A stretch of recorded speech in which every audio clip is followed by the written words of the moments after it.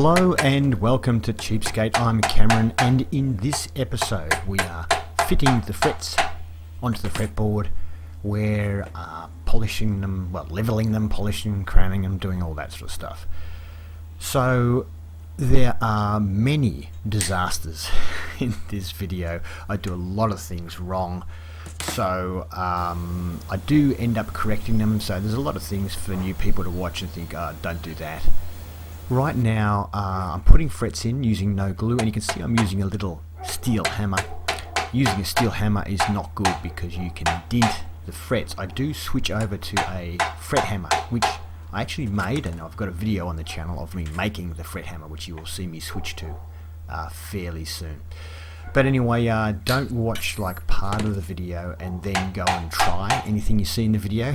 Make sure you watch the whole thing if you're learning how to build guitars, because you'll see things go wrong. Right here you can see that the frets are lifting, and I'll explain that on the video shortly.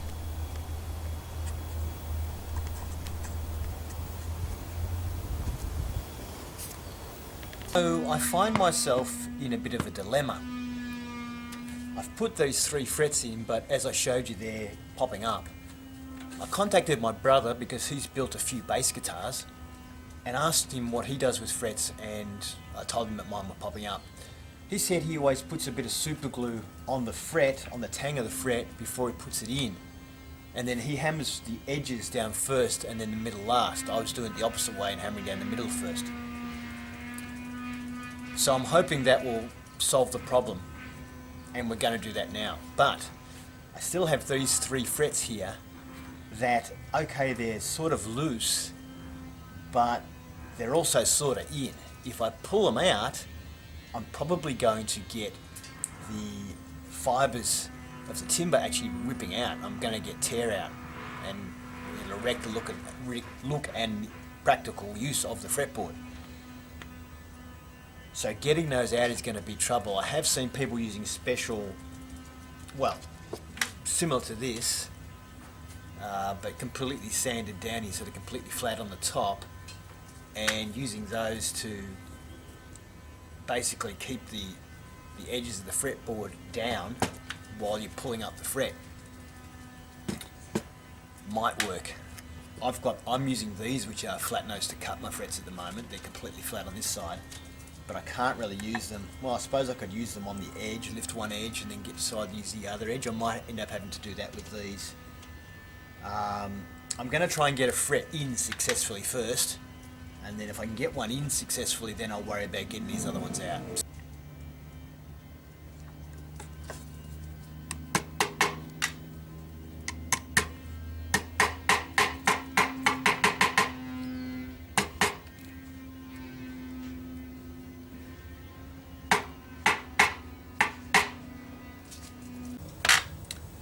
Okay, so just use my fret bending jig that we made in one of our other videos, and took a bit of setting up, but I think I've got it where it's actually cutting it better now to the shape. I think I've got slightly more bend than we need, which is good, I think. So I'm going to try and fit this one in, and we'll see how we go.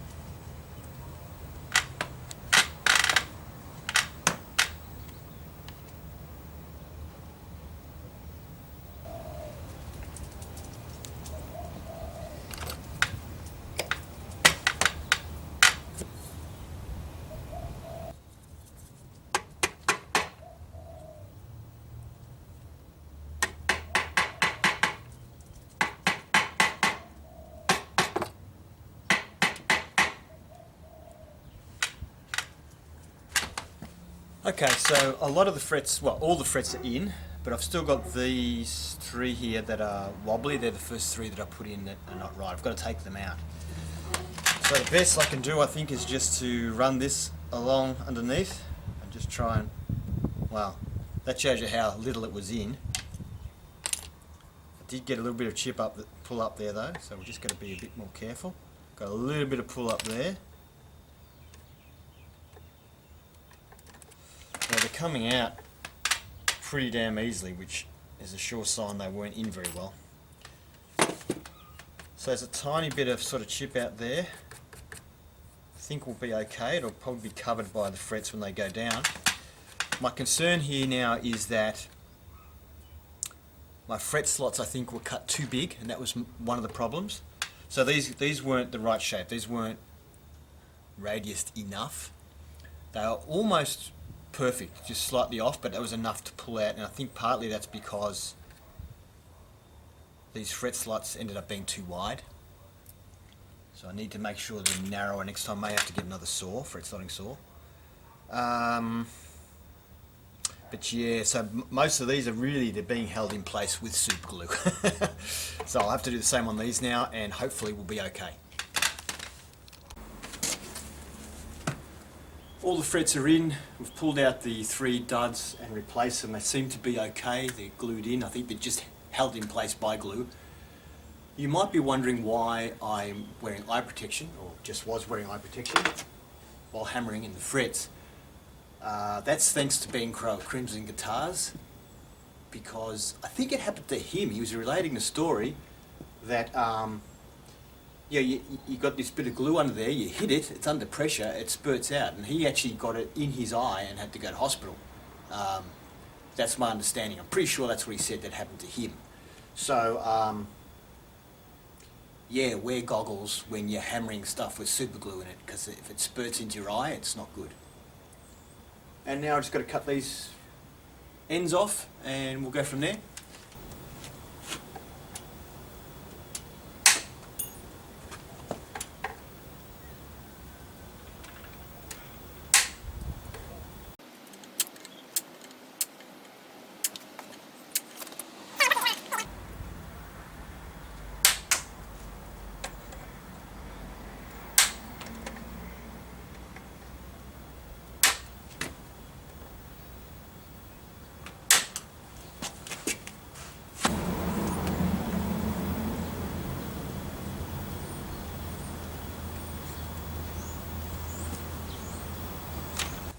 Alright, apologies for me squinting, I'm looking directly into the sun. So the frets are in, they seem to be okay. I'm going to file them now, file the ends here. I've just taken the handle off my file. I'm going to use that for now and see how that goes.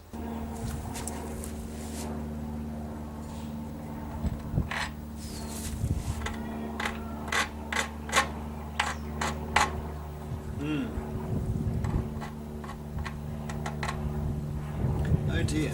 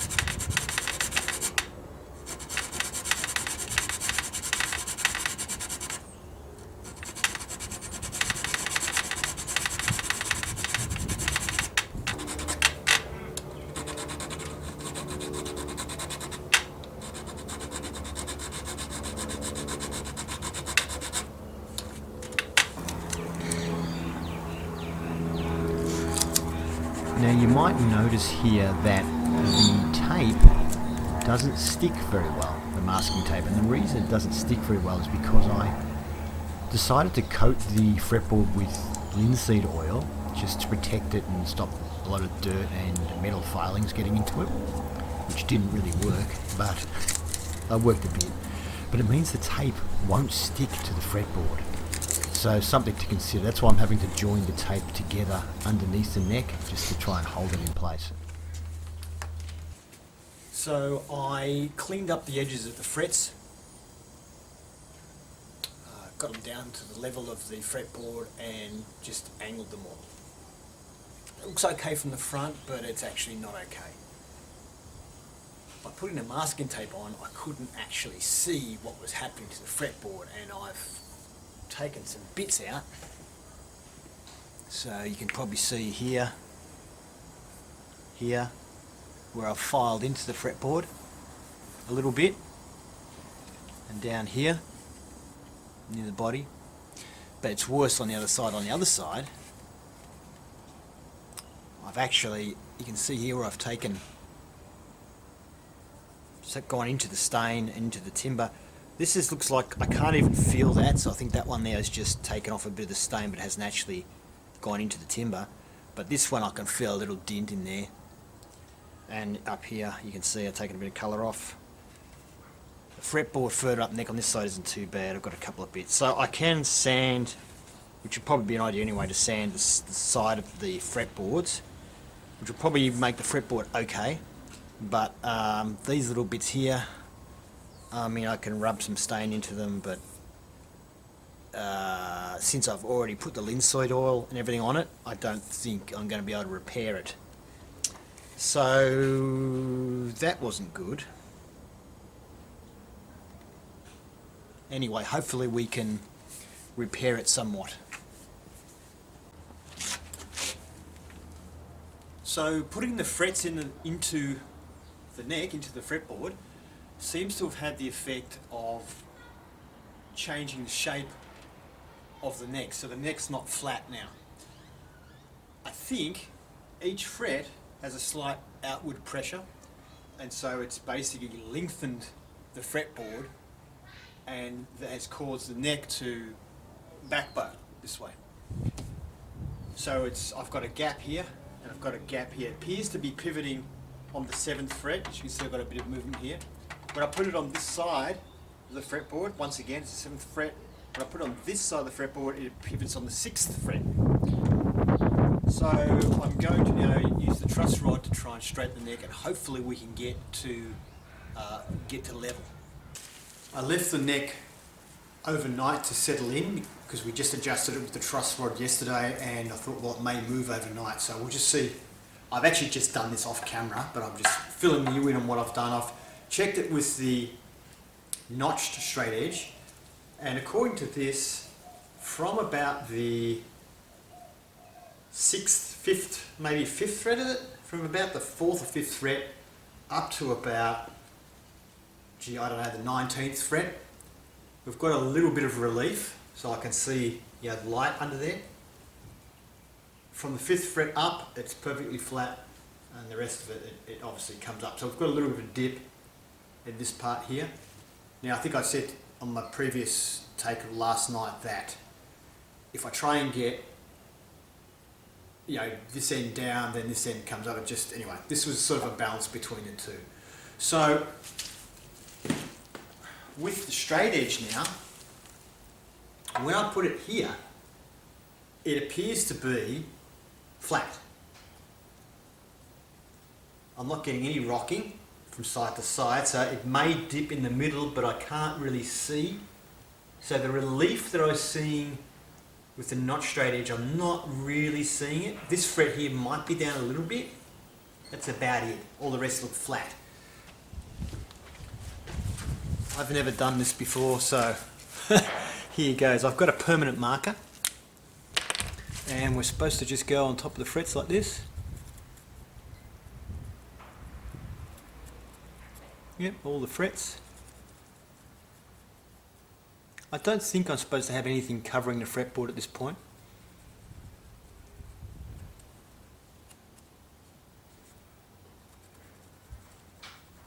And so then basically when we start sanding, if texture's not being removed, that means that area is lower than all the rest, because it means the other frets are keeping my sanding block from touching that fret, which means that fret is low. So I need to sand the others down until they reach the same height. So once the texture's gone on all of them, I know that they're all the same height. So when watching people do this on YouTube, I have noticed that most of them use a blue texture. I've used black because it's the only one I've got, and when I'm looking straight down on it, I can't see it. And I think it's because these are shiny, like silver coloured nickel, they work, they reflect everything, and when you're looking down at it, you can't tell the difference between black and the metal. On an angle you can. I don't know if that makes sense to you or not, but if reflective metal has ever looked black, you'll understand what I'm saying. I'm using the 240 grit first. I actually want to start from this end.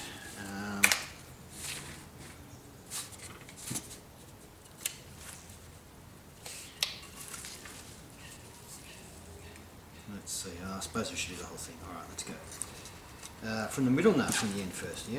End first.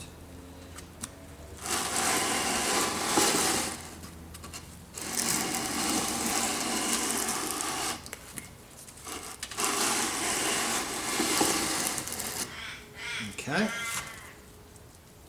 Well, that looks like it's working on all of the frets quite evenly.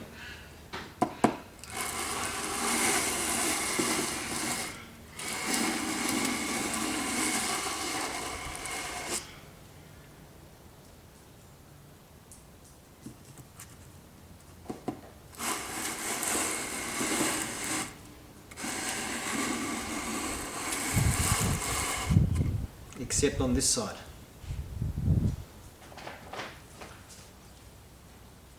Okay, there's a little bit here.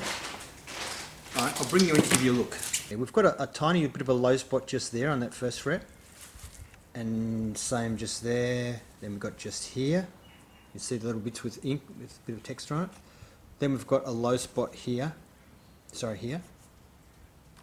And it seems as though it's mostly on the edges. We've got a little bit on this edge as well here. Definitely here. And then you can see the far edge. Around here we're getting it. And here.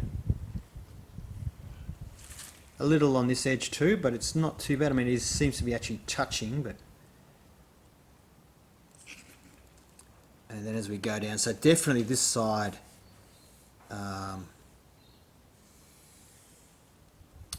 like that fret there, you can see it's all gone. So this fret was probably maybe a bit high compared to the others. So not necessarily the others are low. When you get like that, it's probably just that one is high, and these three seem to be. So we'll need to sand this side a little bit.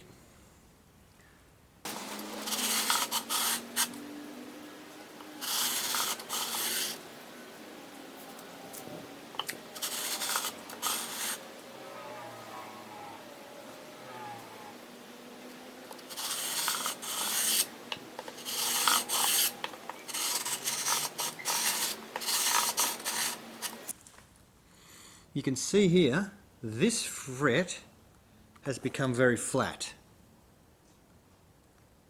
I hope you can see it, right? So it's taken a lot off that fret. The fret next to it still has black texture on it. So this fret is very low. But this one here, sorry, it's hard to do this. So this one's very low. This one is also had a fair bit taken off it. The one next to that looks not too bad, it hasn't had that much taken off, and then the next one has a little bit of texture still on it. So, yeah, this one here is copping a beating. So that may have been sticking up a little bit too high. So I had to replace this because it got torn. I've had to send a lot back, and a lot of the frets are quite flattened, and a bit of a worry actually how much I had to take off. Mostly off this side. This side looks okay. I'm worried that it will have changed the radius, so I'm going to hit it with a radius block to finish it off. But I just want to go over the whole thing now. I've just put the texture back on and just see if I've got any low spots. I'm just going to do it lightly.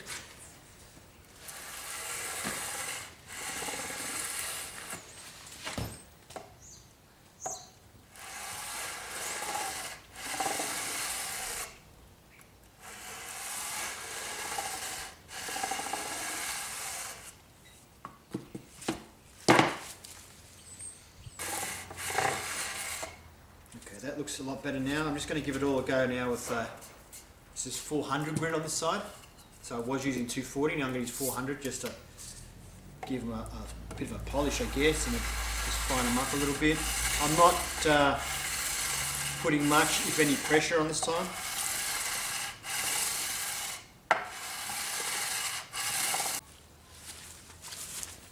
I've actually just been doing a little bit with the block, but I'll show you what I'm doing just so you can see it.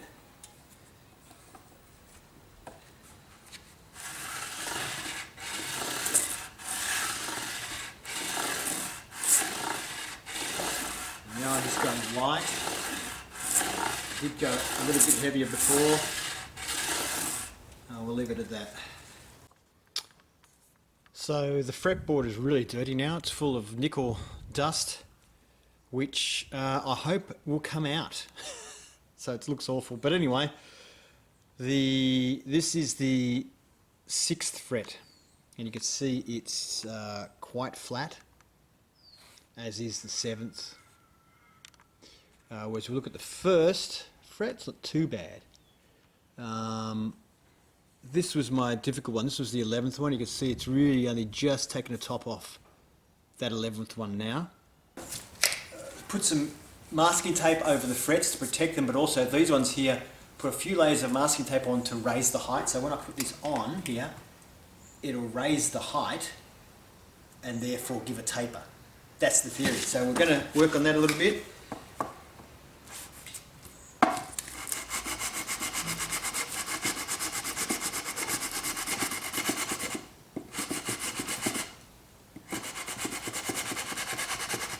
So I have masking tape at this front little bit. It's not sandpaper, so I'm trying to keep that part on top of here. Sometimes I'm hitting it with sandpaper, but anyway.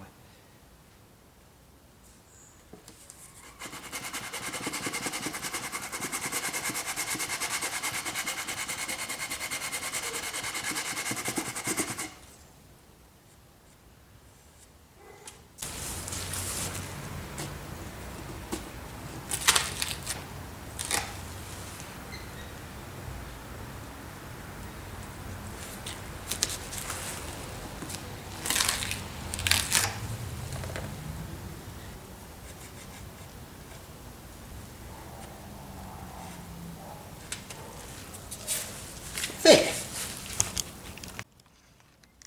So I just want to show you what I've been doing. So using the 400 side, can you see that? Yeah, you can. I've been basically, I started off pretty shallow like this, and then I worked my way down to being probably more than 45 degrees. And trying to, get it straight. Like that, and then doing the other side. And really feeling like I've been working my way through this tape, and I've retaped it a couple of times because I don't want to damage the fretboard, but I'm actually scared that I am damaging the fretboard.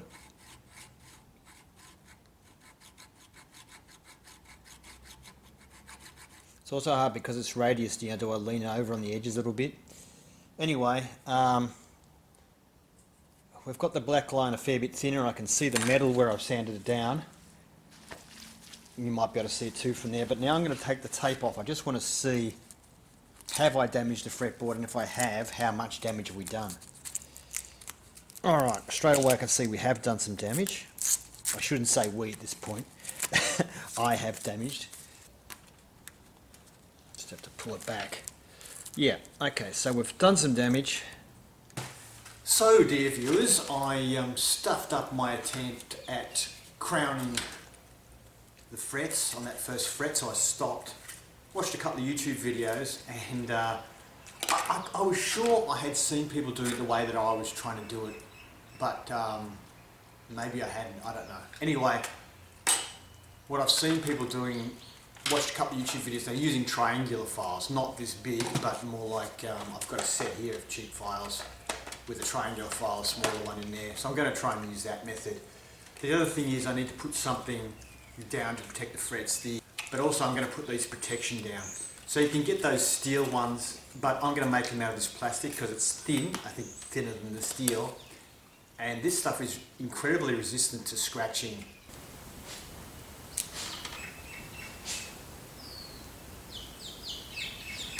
Actually, I'll make it about 50 now, I think. Okay, so there you go. Just work it and not have to stress about it. At least I hope that's what's happening. I hope I'm not going to the fretboard.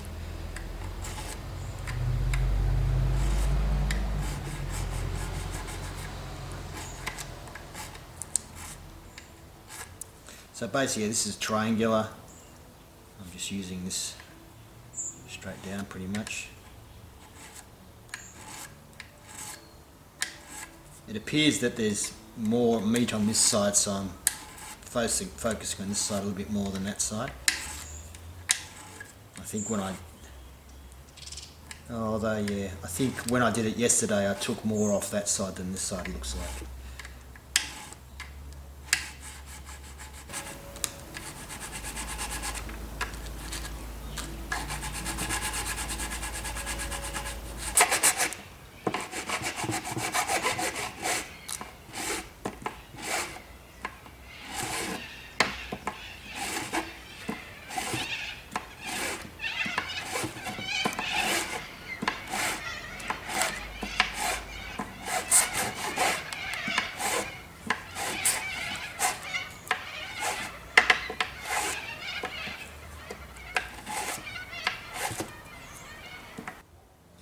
Is that worse than the previous damage we had here?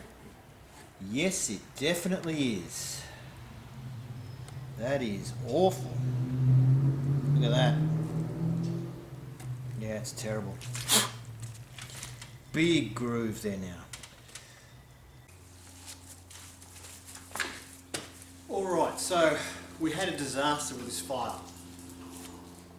I went on the YouTube again, had a look around, and turns out they don't use ordinary triangular files when they're doing fret crowning.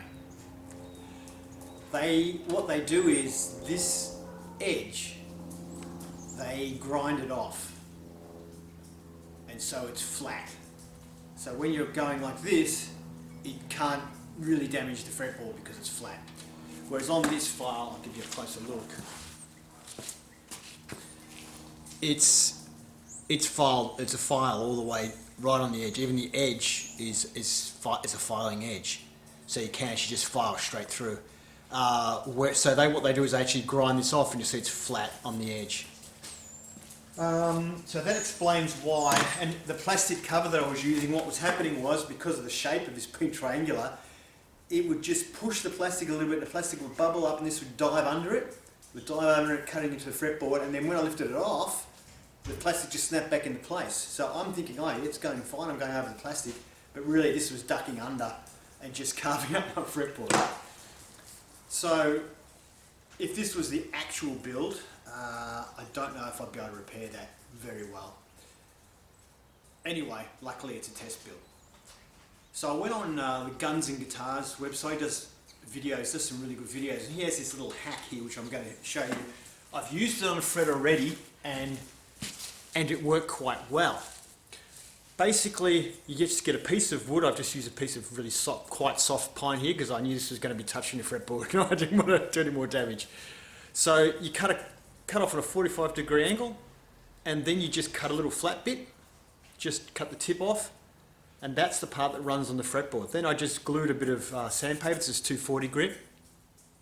I used the masking tape trick, glued it on, although the glue has spilled down, so I don't know how I'll get that off. But and yeah, you put this part on your fretboard and just run it along the fret. And the flat part obviously is soft pine, it doesn't damage the fretboard.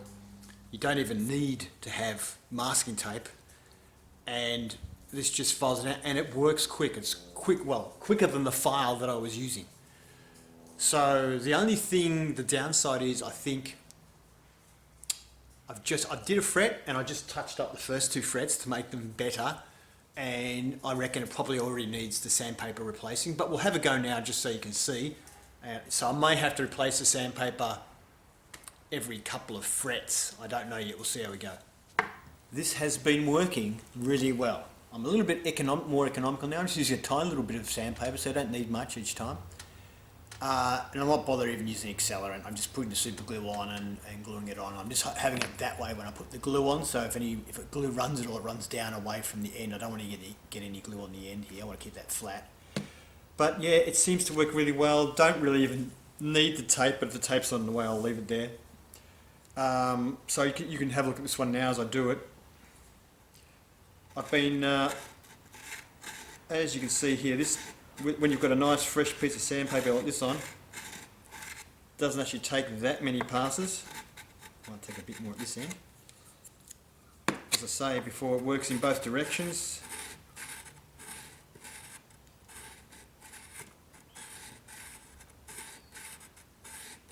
And it's very forgiving.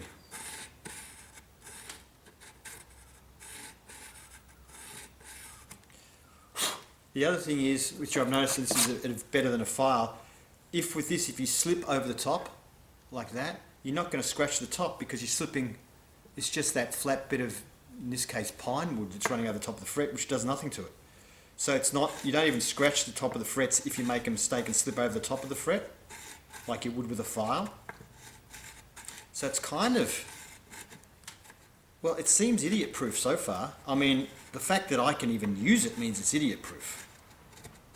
And that's not a joke. I mean, if you've seen the things that I've done so far building this guitar, all the mistakes I've made, anything that's idiot-proof is good for me. So, look, I think one of those sort of, Stu Mac ones that you just put at the top and go backwards and forwards and it's done would obviously be better and quicker. But damn, they're expensive. I mean, for me to get one here, it's probably a couple $100 by the time we account for shipping and everything. So this just seems like a little bit more effort, but you know what? It's really safe, and you pretty much can't damage anything. I mean, that's it. We've got a fairly thin line there now. I probably don't want to go too much thinner than this, or we're going to start being too thin, but some of the edges here are a little bit thicker, so I'm just working on them a little bit.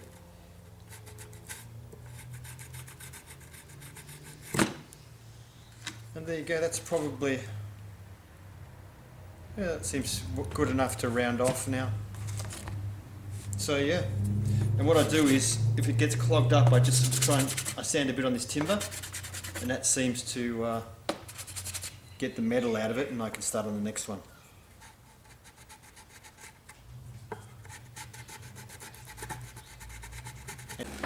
Alright, so this is 400 grit, and with a bit of luck, I'm going to use the correct technique here, just to get in and sand the sides.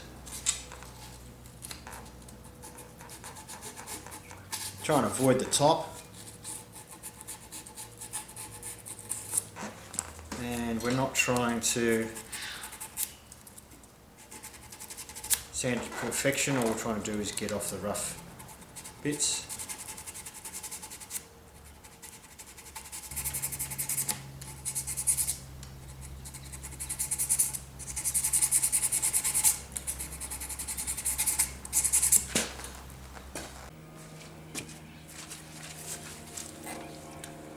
Okay, so yesterday I went over these with 400 grit sandpaper. Now I've got some 800 grit, and I'm just going to, yesterday I was very careful not to touch the tops with the 400 grit, I was just really gently doing the edges. Today I'm still going to try not to, but I'm just going to be a bit more like this. If it touches near the top, I'm not too worried about it, if it just pushes the line in a little bit. But really, using 800 to sort of start to get any marks from the 400 out.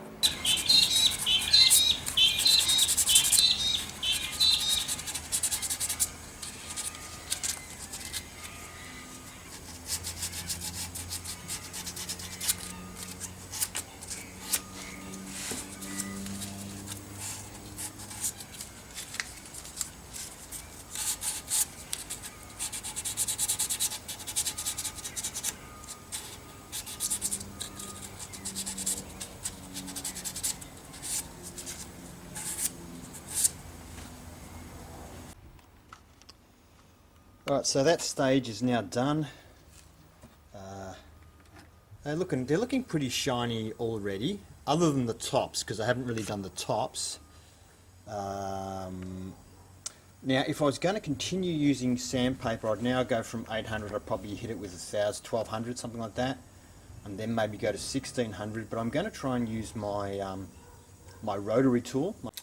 Alright, so I saw the guy use this on guns and guitars. It's basically like a felt polishing pad with a rotary tool, and you put it in a bit of polishing compound, which I'll show you in a sec, and then just, you know, polish the frets. So I bought this rotary tool partly for building this guitar, and I didn't know if it was going to come in handy or not.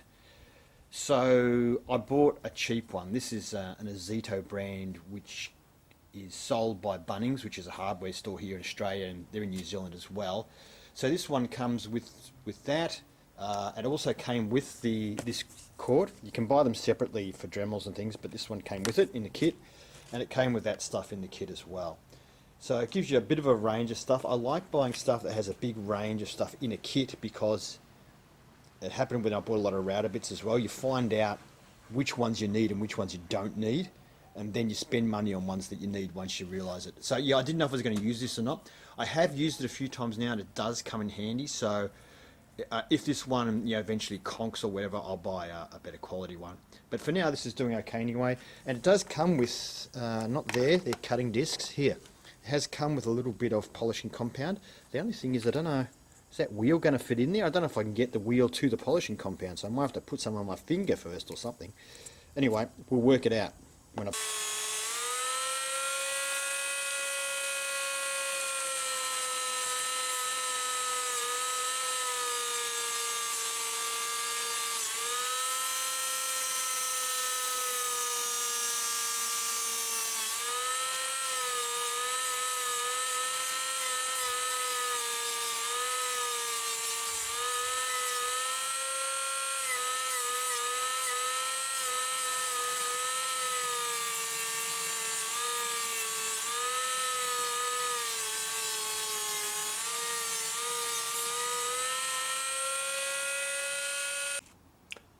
I've obviously taken the masking tape off, and I wiped down the frets with a bit of paper towel to clean them up a little bit.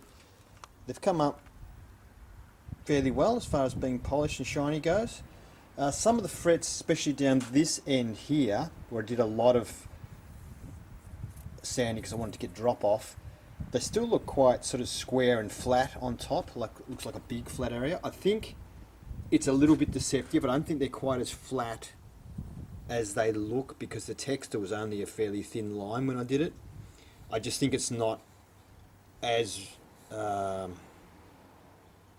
sides are a little steep.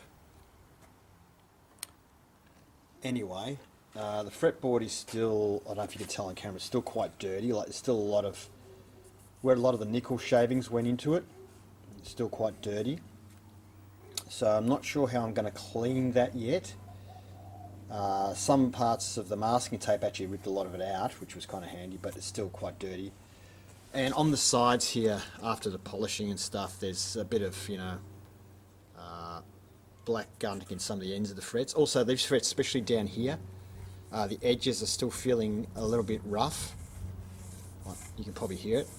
It's catching a little bit on my thumb in a couple of places, so I haven't done a very good job there. It's better up this end, but down here it's rough. I mean, it's playable, but I would like to do a better job on that. And my dog has just grabbed the paper. Thank you. Let go. Good dog. Good dog. Thank you for watching. I hope you enjoyed it, and if you did, please give it a thumbs up. If you'd like to see more, subscribe to Cheapskate.